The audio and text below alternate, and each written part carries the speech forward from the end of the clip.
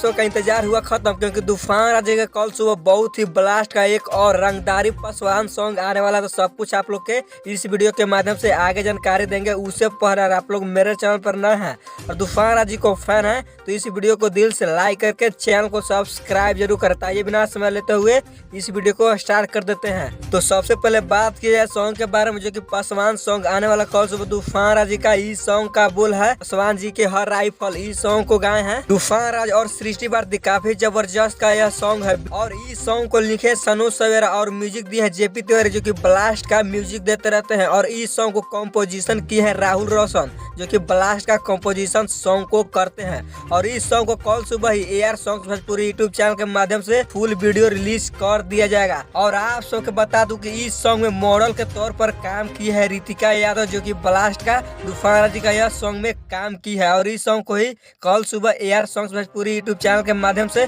फुल video release कर दिया जाएगा। तो आप लोग कितना एक्साइटेड है इन सॉन्ग को सुनने के लिए अपनी राय कमेंट बॉक्स में जरूर दे। तो मिलते हैं नेक्स्ट वीडियो में।